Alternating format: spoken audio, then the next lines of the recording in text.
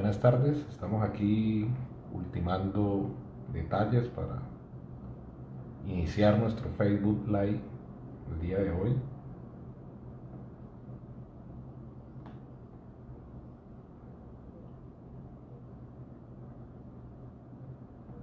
Vamos a tomar el enlace para compartirlo e invitar a más compañeros y compañeras a que se sumen a esta transmisión.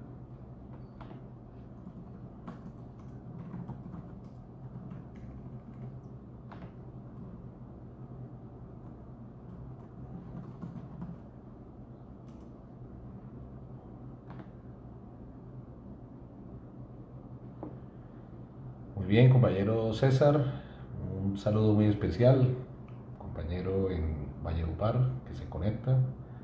Vamos invitando a más compañeros a que se conecten y arrancamos exactamente en 7 minutos, a las 5:30 como está convocada esta transmisión. Quiero preguntar si se está escuchando bien, eh, cómo nos están escuchando para cuando arrancamos con todo.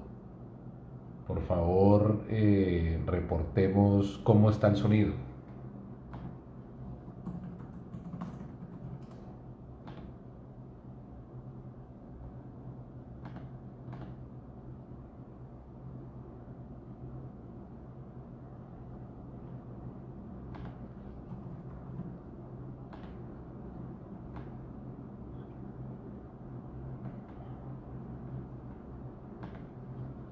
¿Cómo están? ¿Cómo está el sonido? Compañero César, ¿cómo está el sonido? ¿Cómo nos escuchan? Por favor, revisemos. Compañero Elkin, compañero Fabián, mucho gusto, muchas gracias por estar aquí conectados. Tenemos 14 conexiones en 6 minutos. Empezamos oficialmente la transmisión. Compañero Miguel Ángel Delgado, sonido e imagen bien, muy bien. Bien, bueno, muy bien. Vamos, vamos a empezar en 5 minutos.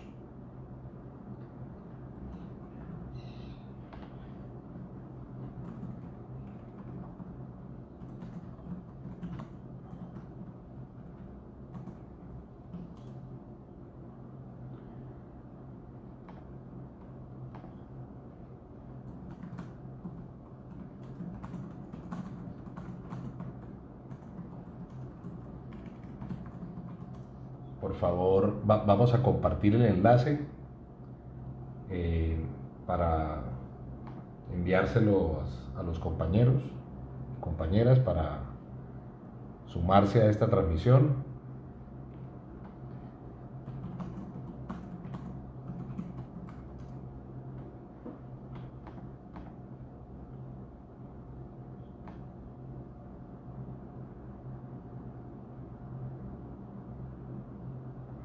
¿Cómo está el sonido, la imagen? ¿Cómo nos ven? ¿Cómo nos oyen? ¿Todo bien? Arrancamos en 4 minutos. Por favor, vamos a compartir el enlace con más compañeros y compañeras para que accedan a esta información que queremos hoy compartir con ustedes.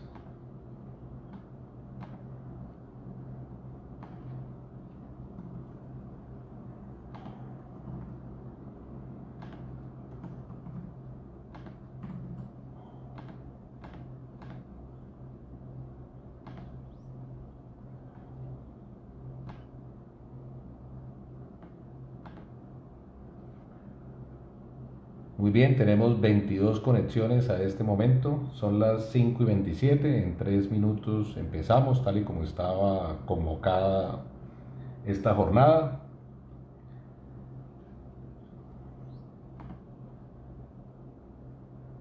Vamos a compartir el enlace con otros compañeros y compañeras para que se vayan sumando a la transmisión. Ya tenemos 27, 28 compañeros conectados.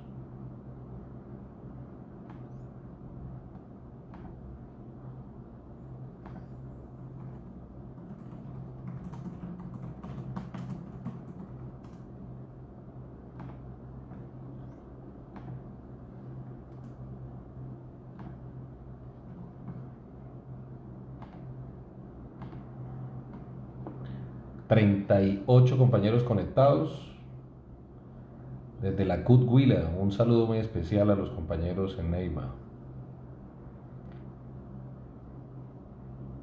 40 compañeros conectados, en 2 minutos empezamos.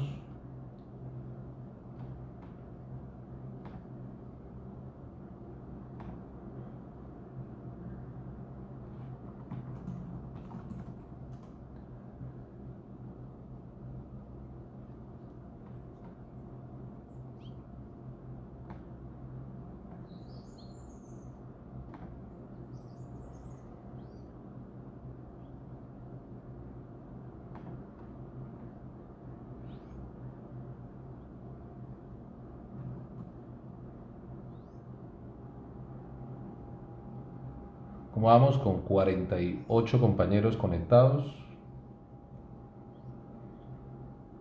Así es, camarada Jairo.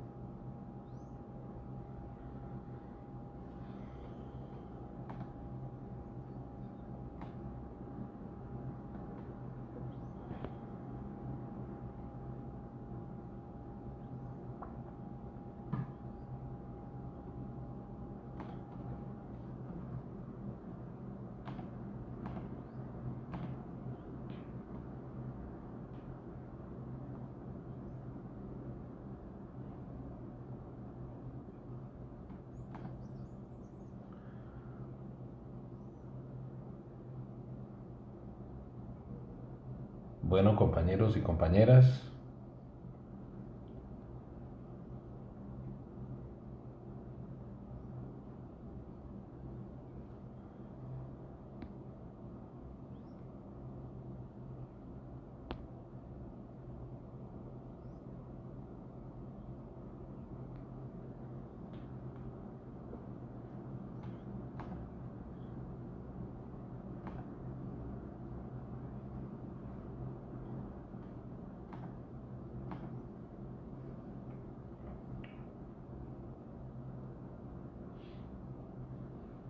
con 57, 60 conexiones, siendo las 5:30 de la tarde, empezamos esta transmisión tal y como lo habíamos anunciado y prometido, no sin antes empezar diciendo que esta charla comienza con o coincide con la muy triste noticia de la partida de nuestro gran compañero, amigo, líder sindical y político, Jorge Santos, un compañero que salió del abuso, que nació del abuso, que nació del movimiento obrero petrolero, que enarboló grandes banderas del movimiento sindical y del movimiento político, de los demócratas. La última de ellas, muy importante, la paz. Creo que el mejor tributo que desde el movimiento sindical, desde el abuso, desde el Partido del Trabajo de Colombia, le podemos rendir al compañero Jorge es seguir luchando por la profundización de la democracia, por la paz de este país, por los derechos de los trabajadores, por la soberanía. Y no podemos empezar no podía yo empezar esta transmisión hoy sin expresar este sentido homenaje, pequeño homenaje, porque en medio de esta difícil cuarentena que estamos viviendo hoy en todo el país, ocurre esta trágica noticia para todos, no solamente para el partido, sino también para la Unión Sindical Obrera, para los trabajadores petroleros y bueno, y para cientos y miles de amigos de Jorge a lo largo y ancho del país. De parte del Partido del Trabajo de Colombia, nuestro más sentido homenaje para este gran compañero, gran amigo, gran ser humano. Creo que una vez pase toda esta cuarentena que estamos viviendo, pues tendremos que hacerle el homenaje al compañero tal y como se lo merece, no solamente desde el partido, sino también desde la Unión Sindical Obrera.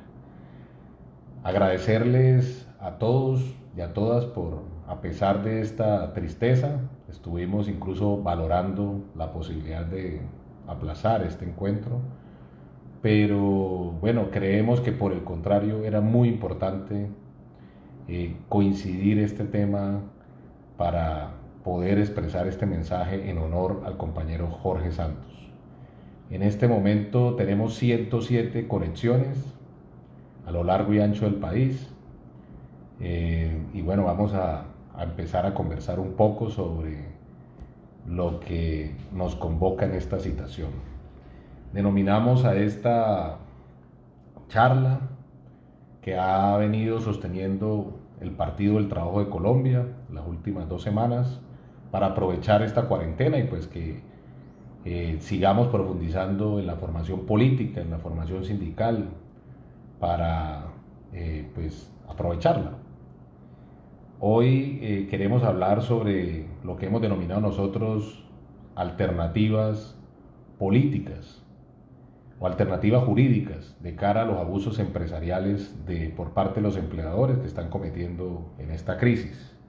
Quiero, en primer lugar, pues invitarlos a leer la columna que publiqué hoy en Las Dos Orillas, que se titula El gobierno y los empresarios deben escuchar a los trabajadores.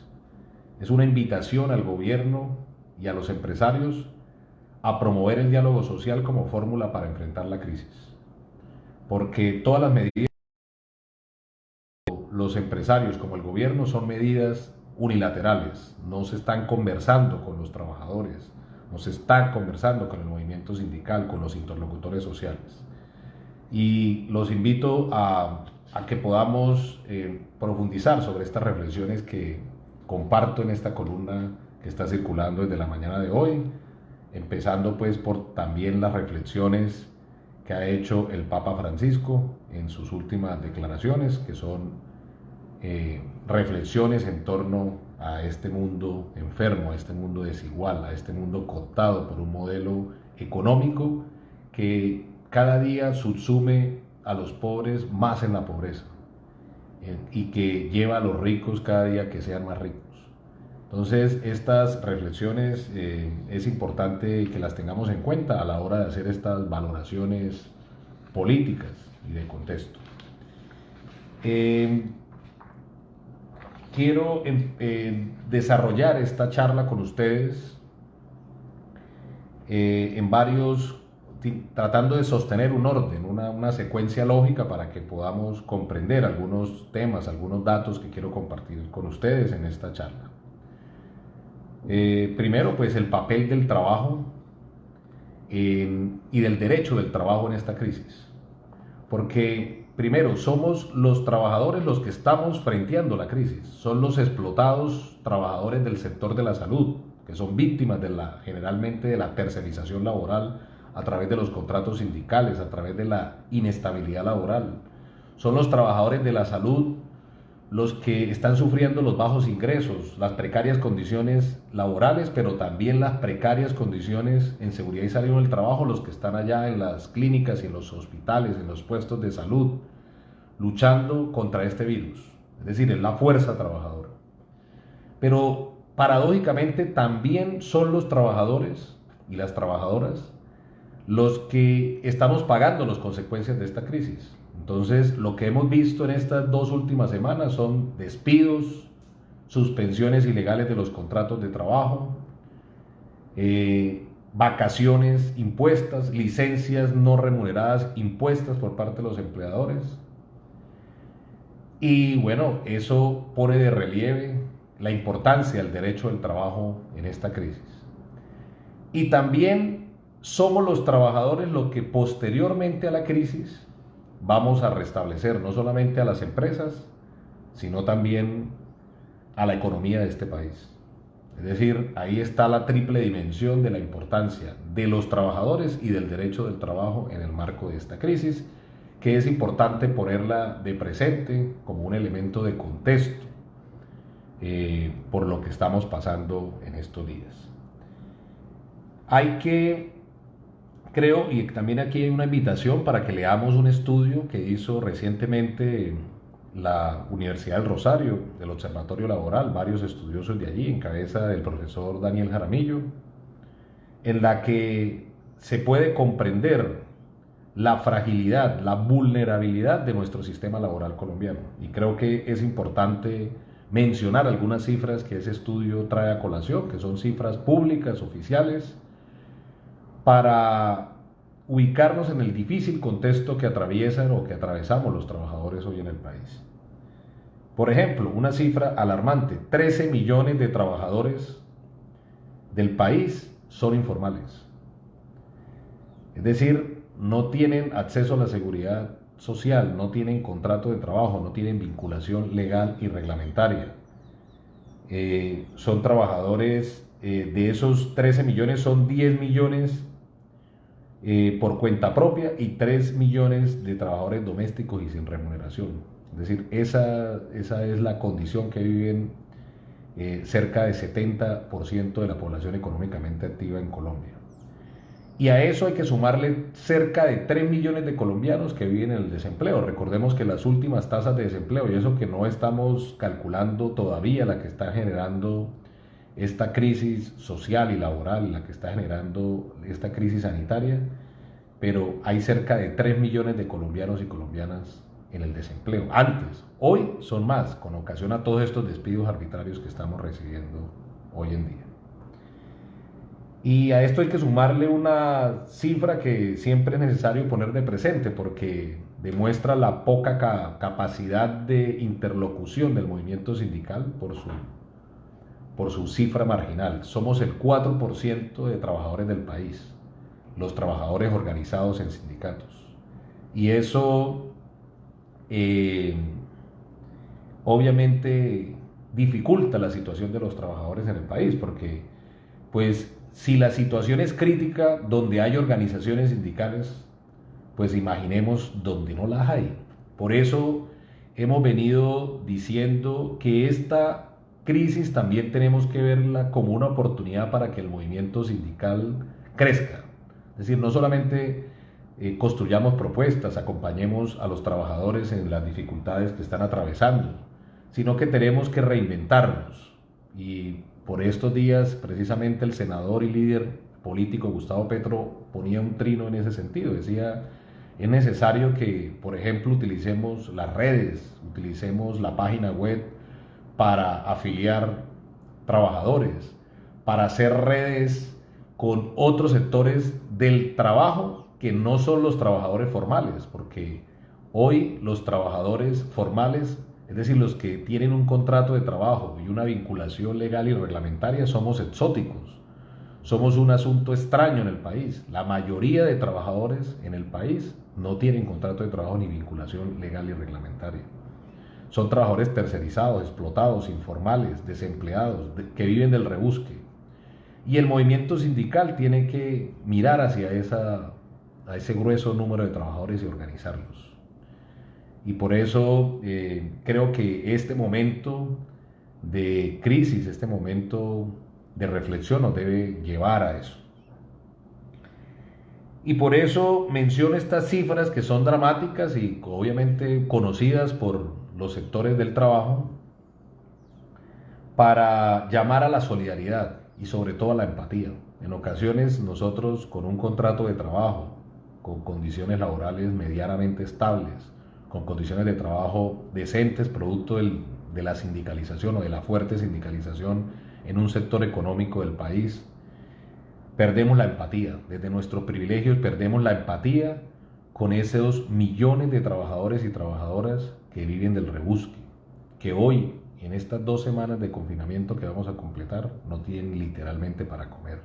Tenemos que pensar en ellos, porque a veces limitamos el concepto de solidaridad a dar lo que nos sobra, y la solidaridad no es dar lo que nos sobra, sino dar lo que en ocasiones nos hace falta. Entonces, aquí hago este alto en el camino para invitar a las organizaciones sindicales, a los sindicalistas, a los que medianamente tenemos condiciones laborales estables, a que nos solidaricemos con ese sinnúmero de compañeros y compañeras que no tienen hoy ni siquiera cómo subsistir. Vamos ahora a los resultados que hizo una encuesta, es decir, que una encuesta para la CUT que se hizo con organizaciones que apoyan al movimiento sindical colombiano, y de paso quiero agradecer a esas organizaciones como REAL, como el Observatorio Laboral de la Universidad del Rosario, como la Escuela Nacional Sindical, como FESCOL, como Viva la Ciudadanía, porque en estos tiempos esas organizaciones están dedicadas día, tarde y noche a estudiar el fenómeno que está sucediendo, el impacto de esta crisis sanitaria en los temas del trabajo. Y eso no es de menos importante, es muy importante. Ahí precisamente la CUT va a empezar a sacar unos, unos flyers promoviendo unas cartillas muy útiles que acaba de hacer, que son cajas de herramientas destinadas a los diferentes sectores de trabajadores, no solamente los formales, sino los informales, las empleadas domésticas. Y bueno, hay que ayudar a la promoción, llevar esa información a todos los trabajadores para que sepamos al menos a qué derechos tenemos hoy. En este momento se registran 236 conexiones. Voy a tratar al final de esta intervención, de esta charla, responder algunas de las preguntas que estén dejando ustedes ahí en sus comentarios. Les agradezco nuevamente por disponer de este tiempo para compartir en esta charla. Tenemos 240 conexiones. Entonces, esta encuesta que le mencionaba fue una encuesta de cerca de 500, con una muestra de 500 trabajadores y trabajadoras. Arrojó que los empleadores en esta crisis, cuando estoy hablando de los empleadores, hablo del sector privado, es decir, del sector formal. Ya dejamos atrás estas difíciles cifras que les comenté. Estos trabajadores, insisto, los exóticos trabajadores que tenemos un contrato de trabajo en el país, que hacemos parte de la economía formal, dice esta encuesta que el 38% de los trabajadores fueron enviados a teletrabajo. Pero fueron enviados a teletrabajo sin las normas del teletrabajo, es decir, sin herramientas para ejecutar el teletrabajo. El 28.9% siguen trabajando normalmente, es decir, o están en las normas exceptuadas, o los empleadores han burlado las normas exceptuadas, como estamos viendo en algunos sectores, por ejemplo en las empleadas domésticas. Las empleadas domésticas, las trabajadoras del hogar, no están dentro de las normas exceptuadas. Pero entonces nos hemos sabido inventar que no son empleadas domésticas, sino niñeras, y las niñeras sí están exceptuadas. Entonces vemos por eso los sistemas de transporte masivo llenos de muchas de estas compañeras que están siendo obligadas a ir a laborar, a ir a trabajar en épocas de cuarentena. El 16.7% de los trabajadores han sido enviados a vacaciones individuales o colectivas de forma irregular. Ahorita vamos a ver por qué de forma irregular. Solamente el 3% de los trabajadores han sido enviados a sus casas con pago de salario, es decir, aplicando el artículo 140, que es pago de salario sin prestación del servicio. Y dice esta encuesta que al 3.1% de los trabajadores les han suspendido sus contratos. Yo creo que es más la dimensión de este fenómeno, y ahorita lo vamos a ver con precisión, porque es en el que más se han tratado de meter los empleadores, de cubrir los empleadores. Entonces ahorita vemos el fenómeno de la suspensión del contrato de trabajo. Hablemos ahora de las decisiones del Ministerio del Trabajo. El Ministerio del Trabajo ha emitido varias circulares, varios actos administrativos. La circular 021, que detalla algunas opciones que tienen los empleadores para mitigar, entre comillas, el impacto. La circular 022, que habla sobre esa facultad adicional, diría yo, al Ministerio del Trabajo, de fiscalización laboral rigurosa. Es decir, señala al Ministerio del Trabajo que va a poner los ojos sobre las empresas que estén suspendiendo, estén despidiendo, que no estén protegiendo el empleo y que no implementen las medidas que ellos bien han sugerido. En esta misma circular, el ministerio señala con precisión que la pandemia, que el COVID-19 no es fuerza mayor para suspender contratos de trabajo, y también lo hizo posteriormente, es decir, hay dos conceptos del ministerio. Los interesados al final de todos estos documentos lo pueden pedir, me lo pueden pedir, yo los puedo compartir, no hay problema. Los he venido igual compartiendo en mis redes sociales para ponerlo al servicio de los trabajadores y de los sindicatos. Lo ha hecho en dos conceptos, ha señalado que el COVID no es decir, la pandemia no es fuerza mayor para suspender los contratos de trabajo. Luego viene la circular 027, que es la más reciente, que es donde señala que es prohibido obligar a los trabajadores firmar licencias no remuneradas. Es decir, porque estamos viendo formatos, incluso los empleadores son tan creativos y algunos de sus abogados que sacan formatos dizque, para solicitudes voluntarias por parte de los empleadores. Y también tengo que mencionar el decreto legislativo 488 que menciona en lo que tiene que ver con esta charla lo de las cesantías y las vacaciones. Entonces habla de que los trabajadores pueden disponer de sus cesantías cuando disminuyen temporalmente sus ingresos y que las vacaciones ahora se pueden anunciar con un día de anticipación. Ese decreto es del 27 de marzo.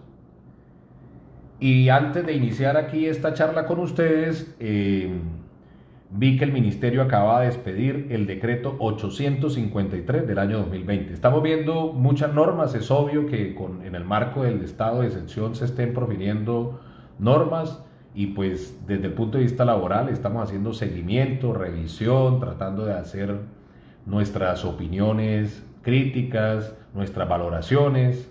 Pero por ejemplo, frente al decreto 488 tengo que decir rápidamente dos cosas. A nuestro modo de ver, desde los abogados de trabajadores, desde el movimiento sindical, desde las plataformas que hacemos parte de un equipo que estudiamos este tipo de normas, creemos que eso es un decreto inconstitucional. Y por lo tanto estamos planteando, revisando la posibilidad de intervenir ante la Corte Constitucional porque son normas regresivas y las normas laborales deben es progresar, no deben regresar. Las cesantías tienen un destino especial, tienen una fuente, una naturaleza especial. Lo mismo las vacaciones. Básicamente la naturaleza de las vacaciones es que los trabajadores descansen, recuperen energías, vuelvan a su sitio de trabajo con las pilas puestas. Pues vacaciones en estas épocas seguramente no van a cumplir ese fin.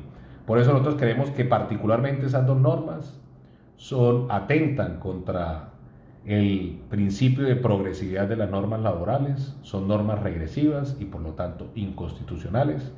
Obviamente, cuando salga la sentencia, ya muchos empleadores, como ya están ocurriendo, pues se van a amparar esta norma para sacar a vacaciones a sus trabajadores y muchas cesantías seguramente se habrán retirado conforme a este decreto y conforme a la norma, el decreto 853 del 2020, que les insisto, no lo alcancé, le hice un repaso muy rápido porque me lo enviaron 10, 15 minutos antes de empezar esta conversación con ustedes. Entonces, bueno, cualquier comentario sobre ese decreto, más adelante lo compartiré en mis redes sociales. Ahora que ya hablamos de las decisiones del ministerio y las decisiones del gobierno, hablemos ahora de la posición de los empleadores. Primero, la posición de los empleadores por regla general. Siempre generalizar es equivocarse, pero puedo decir que por la inmensa mayoría, por regla general, a los empleadores les ha valido nada las disposiciones del Ministerio del Trabajo. Estas. ¿Por qué? Porque pues en mediana medida tienden a proteger los derechos de los trabajadores.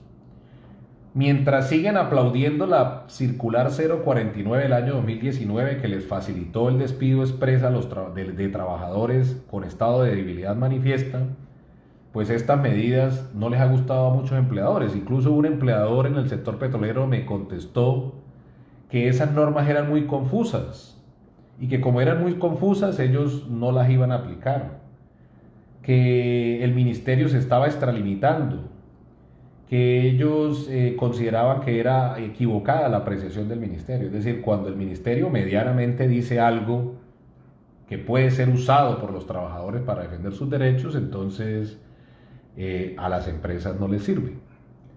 Pero cuando las directrices, los conceptos, las circulares, las resoluciones les sirven a los empleadores, entonces ahí sí la aplauden, la sacan y dicen incluso que tiene efectos para todo el mundo, es decir, efectos erga omnes.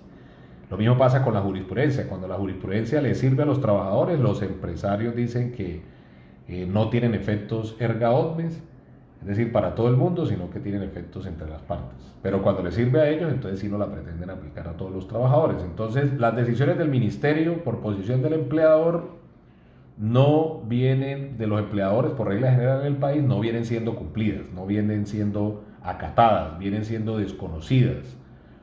Vemos que el ministerio va hacia un lado, porque al menos lo ha dicho. Otra cosa es lo que esté pensando, yo quiero pensar bien, pero al menos ha dicho que quiere proteger el empleo, que quiere evitar despidos, que quiere evitar suspensiones ilegales de los contratos. Pero los empresarios van hacia el otro lado, van haciendo todo lo contrario.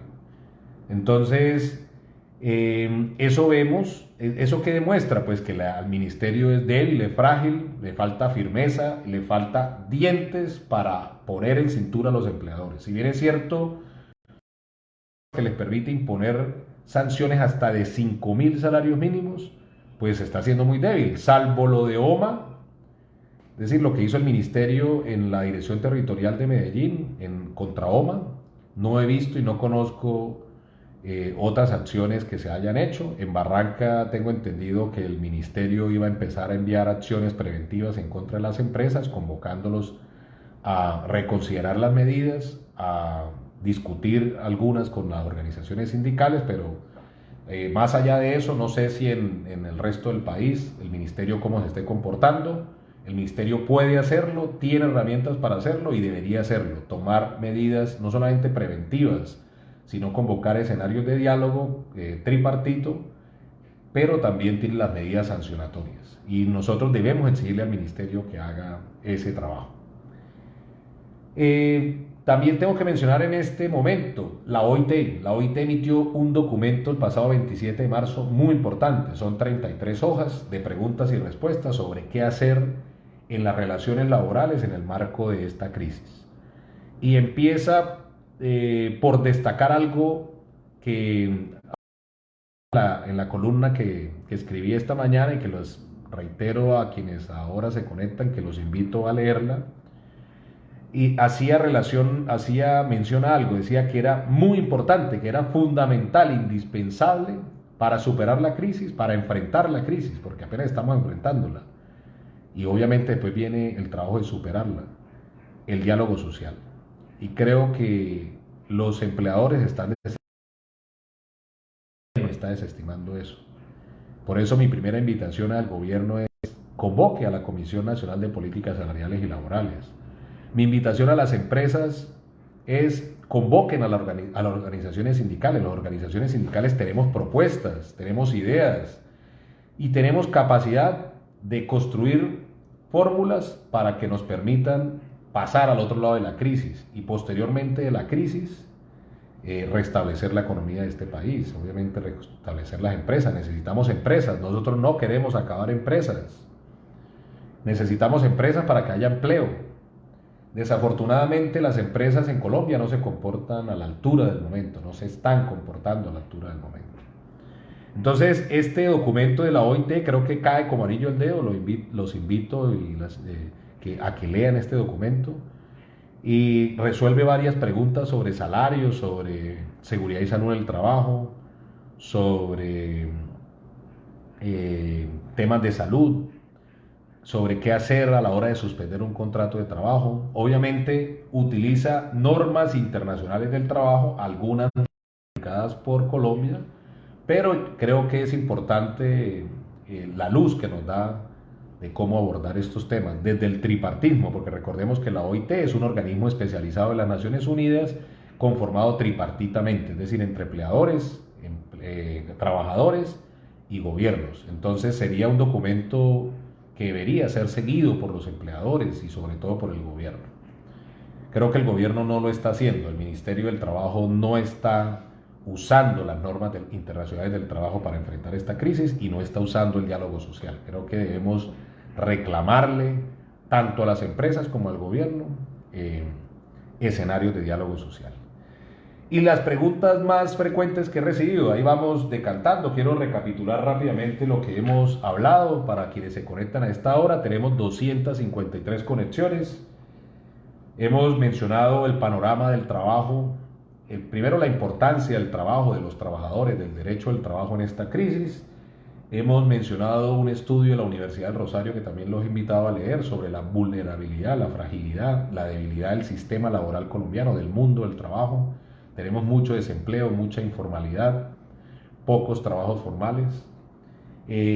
También mencioné unas cifras obtenidas a raíz de una encuesta que hizo para la CUT, algunas organizaciones hermanas que nos ayudan a trabajar en estos temas, donde veíamos lo que estaban haciendo los empleadores en el marco de esta crisis. He mencionado los actos administrativos que ha proferido el ministerio y los decretos legislativos que ha proferido el gobierno que tienen que ver con temas laborales en el marco de esta crisis. Olvidé mencionar uno muy importante, el decreto que regula el tema de los trabajadores del sector público.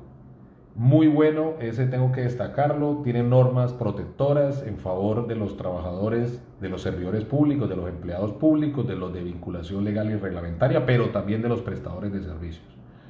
Creemos que es utilizada para el sector privado. En el sector privado estamos sin normas que protejan a los trabajadores, como ya lo mencionamos. También mencioné el documento de la OIT, que es muy importante en estos tiempos.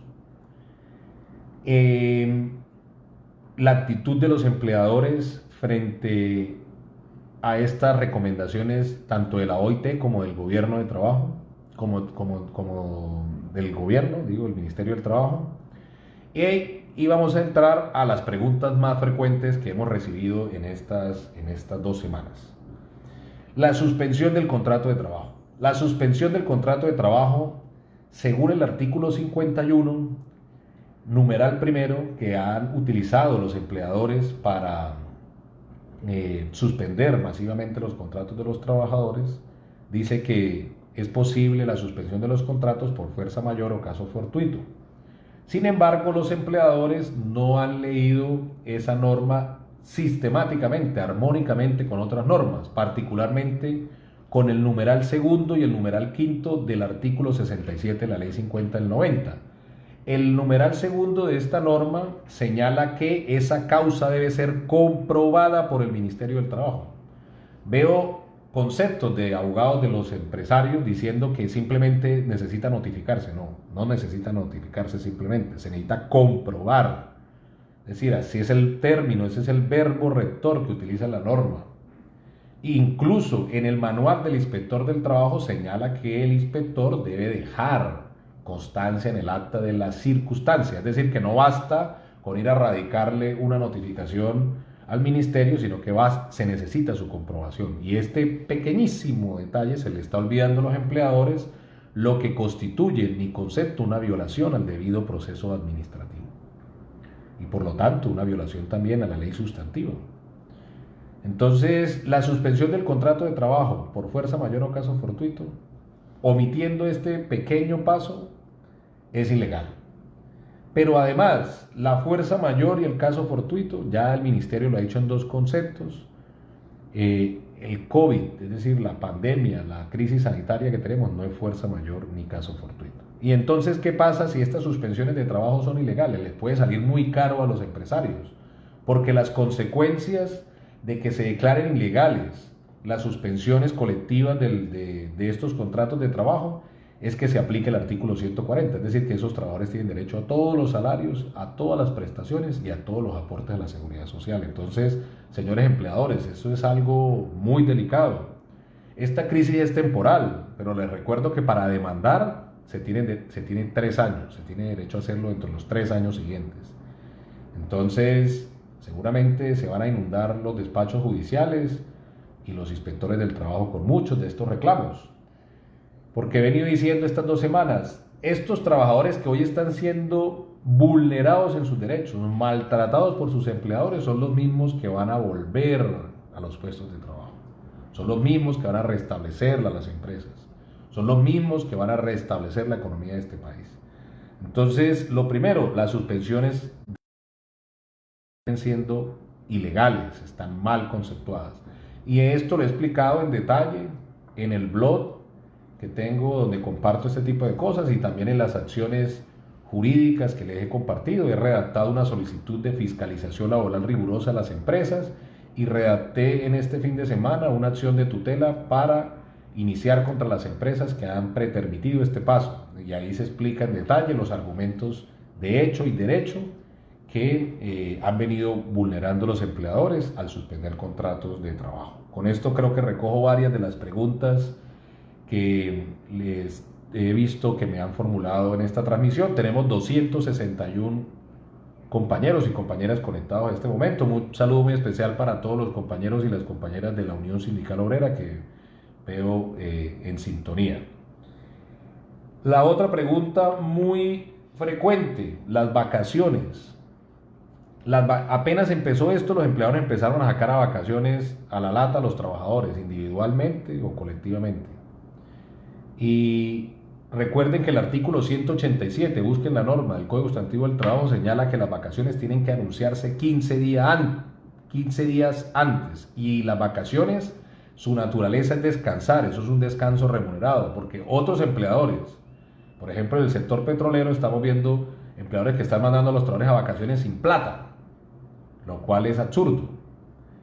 Entonces, pero si esas vacaciones fueron impuestas de esa forma antes del 27 de marzo, todas son ilegales. Y debemos invocar la intervención del Ministerio del Trabajo en esas empresas. ¿Por qué digo que antes del 27 de marzo? Porque el 27 de marzo se expidió el decreto 488, que ya lo expliqué, no me gusta, es inconstitucional, es regresivo, pero que se presume legal de ahí en adelante y por lo tanto los empresarios pueden hacer uso de él, que señala que se pueden avisar las vacaciones con un día de anticipación. Entonces, las vacaciones concedidas de esta forma, ya lo mencioné porque también es una pregunta muy frecuente, son concedidas y han sido concedidas bajo estas normas, han sido hechas de forma ilegal. Licencias no remuneradas, creo que mejor dicho, los abogados de los empresarios están siendo muy críticos, muy creativos, digo yo. Se han inventado un sinnúmero de formas para orientar a las empresas a cometer conductas al margen de la ley. Todas son contrarias a la ley, todas las que se han inventado hasta ese momento. Por eso yo vengo sosteniendo la mejor forma de hacer cosas es hablándolas con el movimiento sindical, con el sindicalismo en las empresas, con el sindicalismo nacional, con los trabajadores. Es acordándolas, es revisándolas. Los trabajadores somos conscientes de la situación que estamos viviendo, el movimiento sindical también. Porque todas esas que se están inventando son ilegales. Las licencias no remuneradas, ilegales. Le tocó al ministro de Trabajo expedir la circular 027 para decir, oiga, señores empleadores, ustedes no pueden inventarse un formato para decirle que me están pidiendo licencias no remuneradas voluntariamente los trabajadores. Entonces,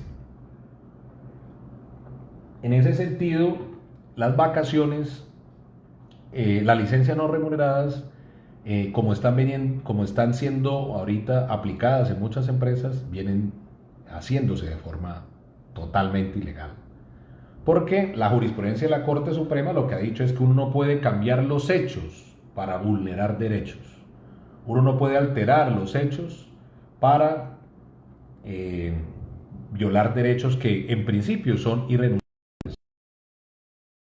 Las normas laborales son normas protectoras, son de orden público, de obligatorio cumplimiento y además son mínimos por virtud de la Constitución y de la ley. Entonces los empleadores pueden inventarse cualquier tipo de normas, amparados pues obviamente en unos creativos jurídicos, pero van a tener problemas porque así en ocasiones hacerle firmar al trabajador la aceptación de una conducta de estas son normas irrenunciables. Esas actas no tienen ninguna validez, ninguna validez.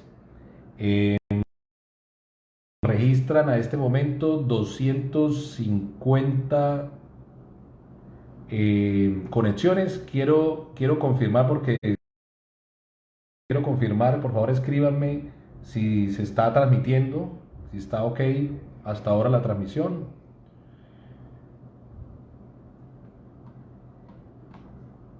¿Se interrumpió?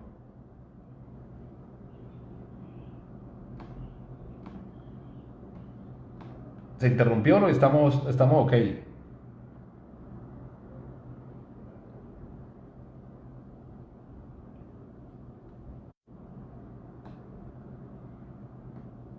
Estamos.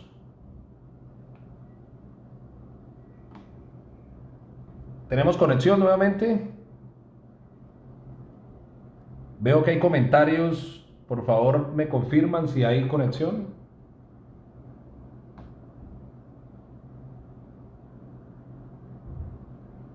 Por favor, ¿me confirman? Sí, ok, todo bien. Gracias, Natalia, muchas gracias. No sé por qué se cayó, pero bueno, todo va bien hasta ahora. Son las 6:09 de la noche, tenemos 237 conexiones a esta hora. Y íbamos en suspensiones de contrato de trabajo, vacaciones y licencias no remuneradas, todas de carácter ilegal. Están explicadas en extenso en los documentos que he compartido, que seguiré compartiendo con ustedes, que pueden adquirirlos totalmente gratis en mis redes sociales para ponerlo al servicio de los trabajadores. Ahora, ¿qué debemos hacer? Ahora, después de todo este contexto nacional, general, de las normas, de un barrido por las normas, de la posición de los empleadores, ahora la situación es ¿qué debemos hacer? Entonces, yo creo que lo primero que debemos hacer desde los trabajadores, desde los sindicatos, es preservar la vida, la salud. Es importante salvaguardarnos, contribuir a que no se propague este virus y que podamos controlarlo y luego, bueno, salir a restablecer la economía, sin duda alguna. Creo que debemos ser conscientes de lo que está pasando, creo que somos conscientes de lo que está pasando. Esto que está ocurriendo es absolutamente grave, no solamente desde el punto de vista sanitario, sino desde el punto de vista económico. Vamos a tener que enfrentar muchas dificultades para salir adelante, pero seguramente vamos a salir adelante y ahí tenemos que estar unidos, organizados. Ahí necesitamos tener el impulso para salir adelante. ¿Qué debemos hacer los sindicatos, los sindicalistas? Primero que todo, y es lo que estamos haciendo desde la USO, con Ecopetrol, con los gremios que asocian las empresas petroleras y con el gobierno, con quien hemos tenido varias interlocuciones por estos días, defender el derecho de representación sindical, es decir, defender que es con los sindicatos que se deben discutir todas las medidas, defender el derecho de participar en las decisiones que afectan a nuestros trabajadores afiliados. Eso es lo primero que debemos defender, que no son medidas unilaterales lo que van a solucionar la crisis, que no son las medidas impuestas las que van a sacar adelante a las empresas ni a esta crisis económica, que es el diálogo social. Entonces lo primero que tenemos que reivindicar es el papel del sindicalismo, es el derecho de representar en el marco de las decisiones que afectan a nuestros afiliados, representar a nuestros afiliados. Lo segundo, muchas empresas que han asumido estas condiciones, recuerde que hemos celebrado que hay empresas que han asumido el pago de salarios de sus trabajadores, que se han comportado responsablemente en esta crisis. Pues esto es de aplaudirlo sin duda alguna, pero estas medidas van a ser temporales, es decir, estas empresas no van a aguantar mucho tiempo. Entonces, aquí debe intervenir el Estado, es decir, aquí no es la mano invisible del mercado la que va a solucionar esto. Aquí se requiere la fuerte intervención del Estado, lo está haciendo incluso el gobierno que se reivindica ser el gobierno del país del mundo libre. Estados Unidos, está interviniendo la economía, está enviando, como dijeron ellos, están enviando cheques a los trabajadores. Y esto lo que requiere y lo que está mostrando hoy en el mundo, lo que está pasando en España y está pasando en algunos países europeos, es que debe intervenir el Estado en la economía, es decir, ayudar a las empresas para que las empresas ayuden a la generación de empleo. Entonces, aquí por eso desde el movimiento sindical hemos insistido en la intervención del Estado en la protección del empleo. Eso requiere inyectar recursos a las empresas, sobre todo a las pequeñas y medianas empresas, que son las que sostienen cerca del 80% del empleo en el país. Hay países, hay medidas, hay un comparativo que se ha hecho acá sobre las medidas que se han adoptado en otros países para ayudar a mitigar los impactos en el empleo y obviamente para que se le garantice un ingreso a los trabajadores, para que se le garantice lo que hemos denominado desde el movimiento sindical una renta básica. Y creo que esas experiencias internacionales deben ser usadas no solamente por el movimiento sindical para reivindicarlas, para usar esa bandera, sino para exigirle al gobierno las medidas que debe adoptar. Este es un gobierno que debe incomodar a los grupos económicos, que debe incomodar a Luis Carlos Sarmiento, que debe incomodar al grupo económico antioqueño, pero no lo va a hacer. Este gobierno no obedece a los intereses de las clases menos favorecidas, obedece a los intereses del gran monopolio, de los grandes grupos económicos. No tenemos que aplaudirle nada a Luis Carlos Sarmiento, alguno ha donado 80.000 millones de pesos. Recuerden que los fondos de pensiones tienen cerca de 287 billones de pesos, nada más y nada menos en sus fondos. De eso hablamos en la columna que, insisto, por tercera vez, los invito a leerla, está publicada en las dos orillas de esta mañana.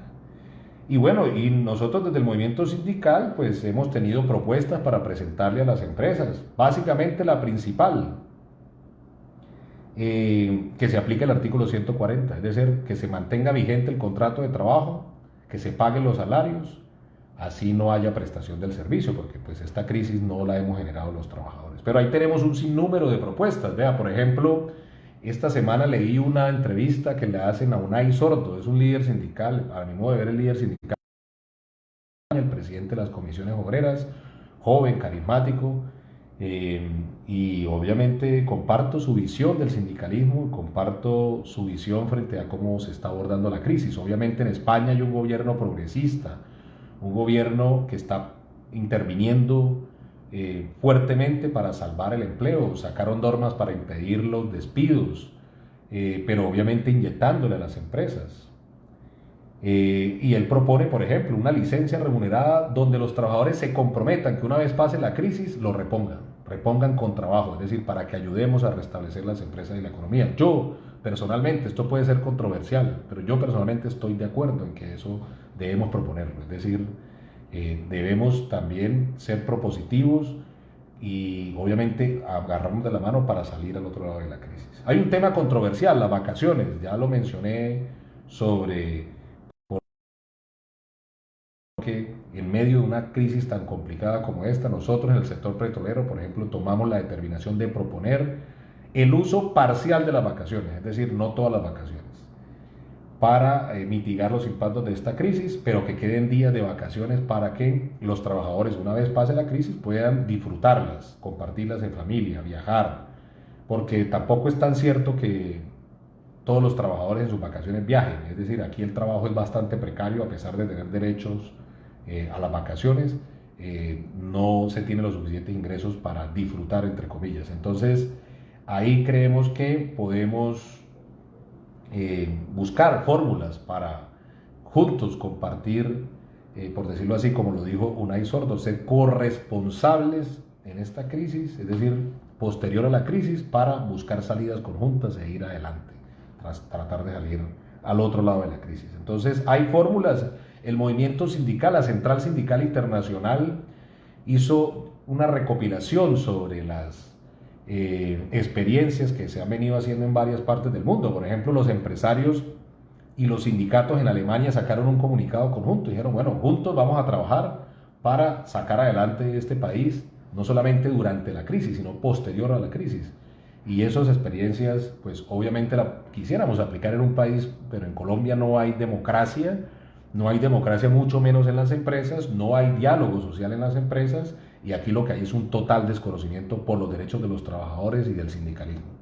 Ojalá esas prácticas que se aplican a nivel internacional, donde hay gobiernos progresistas, se pudiesen aplicar acá, pero no, aquí, insisto, y lo mencioné también en la columna esta mañana, quisiéramos ser propositivos, más propositivos, tenemos propuestas, tenemos alternativas, pero lo que no tenemos son escenarios de diálogo, no tenemos escenarios para presentarlos. Son las 6:18, tenemos 245 compañeros y compañeras conectados en este momento, veo que se ha compartido la columna en uno de los comentarios, invito a que la puedan leer, reflexionar un poco sobre eso en sus empresas. Al final, estamos en el qué hacer como movimiento sindical. Al final lo que tenemos que hacer como movimiento sindical es tratar de garantizarle a los trabajadores un confinamiento sin hambre, es decir, una renta básica. Estamos tratando en la industria del petrolera, tratando de hacer eso. En eso tiene que meterse la mano el gobierno, las multinacionales del petróleo, las empresas públicas y privadas del petróleo, y le estamos diciendo, generamos 13 billones de pesos de utilidades, más de 25 billones en ingresos a la nación a través de regalías, de impuestos, de utilidades.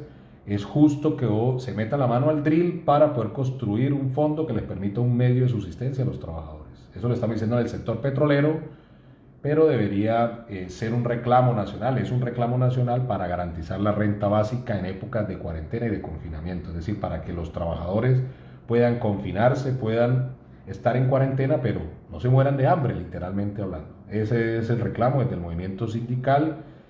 Y por último, pues garantizar el retorno al empleo, porque todos estamos convencidos, esta crisis es coyuntural, esta crisis es temporal y esperamos que los trabajadores puedan retornar al empleo, a contribuir al restablecimiento de esas empresas y de la economía. Entonces, para el último tema es las acciones jurídicas. ¿Qué acciones jurídicas? Entonces tenemos administrativas en el Ministerio del Trabajo, no solamente las solicitudes de fiscalización laboral rigurosa, sino las querellas por violación a normas laborales, por ejemplo. Imponer las vacaciones violando el artículo 187 del Código es una violación a norma laboral que debería ponerse en conocimiento del Ministerio del Trabajo. Y también deberíamos solicitar la inspección laboral rigurosa cuando se está despidiendo, se está destruyendo el empleo por parte de los empresarios. Hicimos un formato, lo compartimos, está en las redes sociales, en sus correos, está en mi nube, en mi blog. Bueno, ahí pueden acceder a ese documento de forma gratuita al servicio de los trabajadores y de los sindicatos.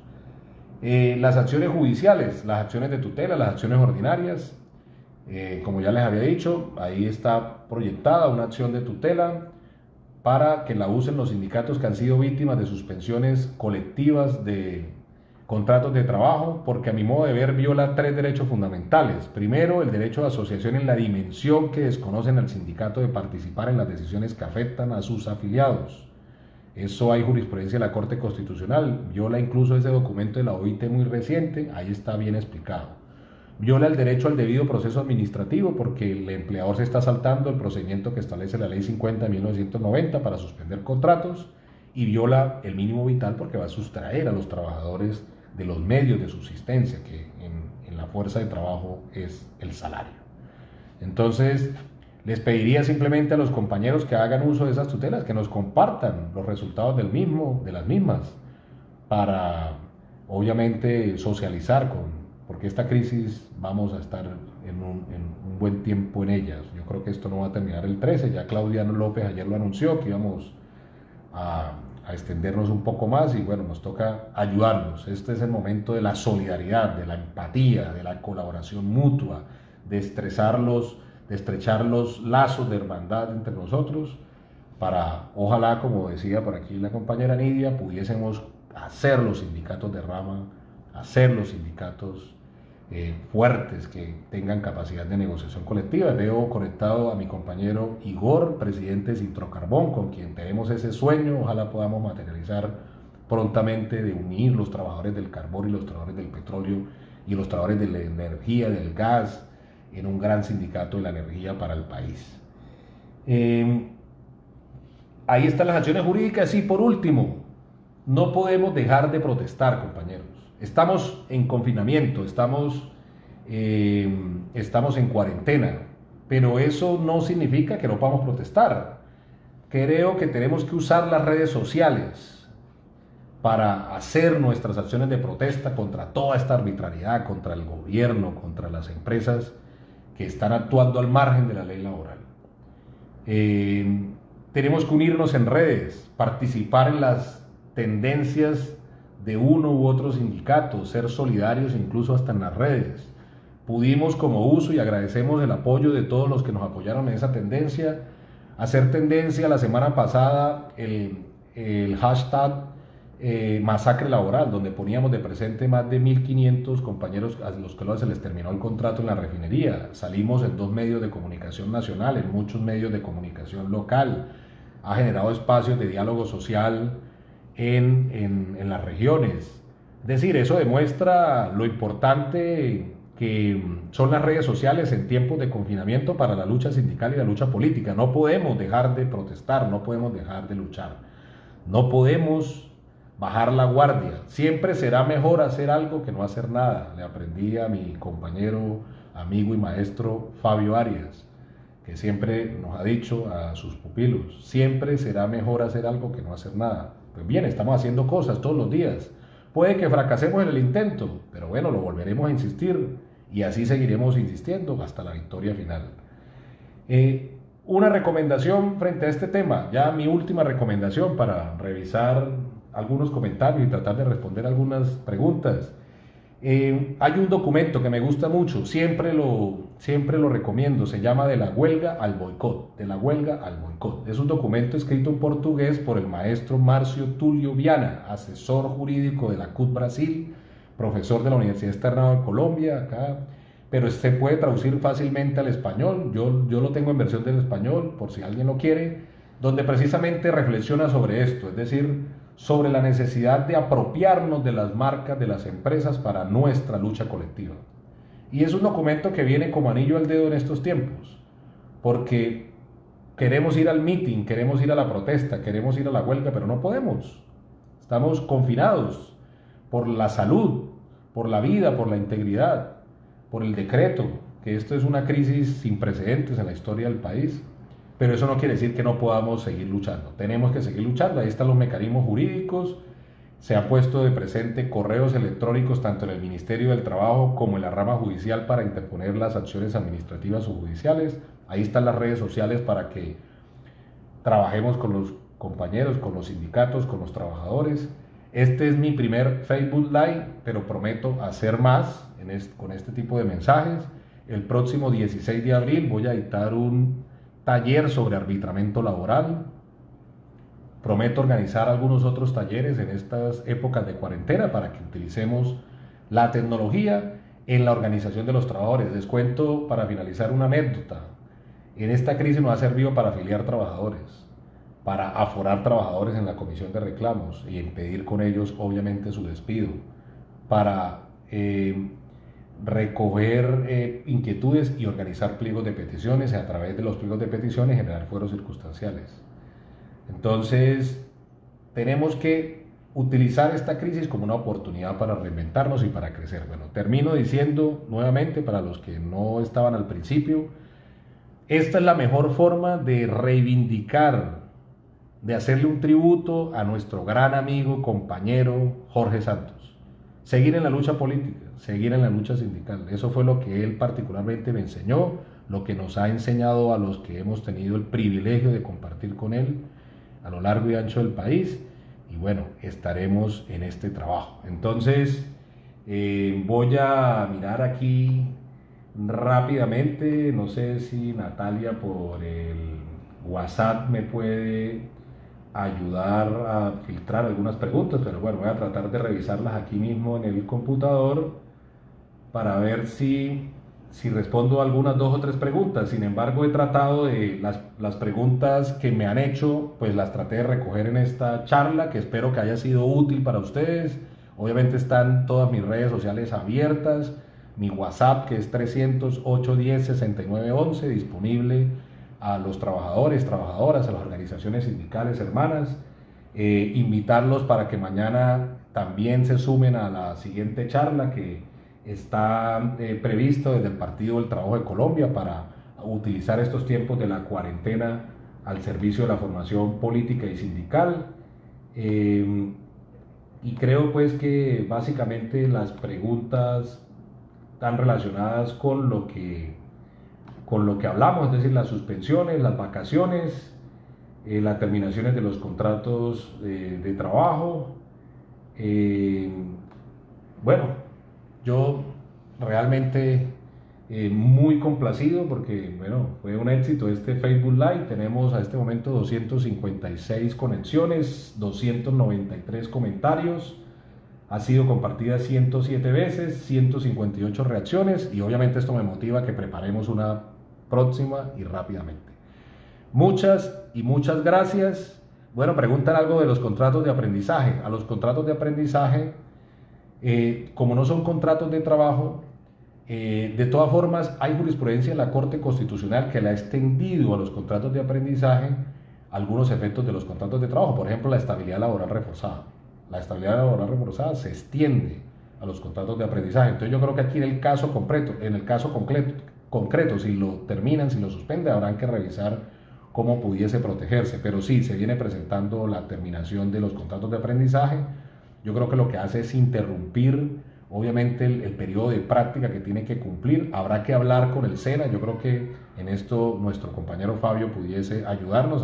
Habría que hablar con el SENA para que esos tiempos muertos en la práctica pudiesen de pronto ser condonados y los trabajadores y los estudiantes en práctica puedan acceder a su certificado de aptitud profesional. A ver, otra pregunta rápidamente, antes de irnos, son las 6:29, un minuto. Antes de irnos, de pronto alguien que tenga otra pregunta, un saludo, doctora Tayla, camarada Raúl, compañero y amigo Raúl del sector bancario. A ver, ¿las empresas pueden obligar a los trabajadores a tomar los días libres o compensatorios? Pues yo creo que se pueden acordar, yo creo que es una medida que es necesaria que se acuerde. Son descansos que ya tienen ganados los trabajadores. Revisémoslo, Jesús, allá en el Lumberger. Bueno, aquí queda colgado el video, creo que los han colgado. Espero que haya sido de utilidad. Muchas, muchas, muchas gracias por estar en esta cita, por habernos acompañado esta hora y media y nos estamos viendo pronto. Chao, chao.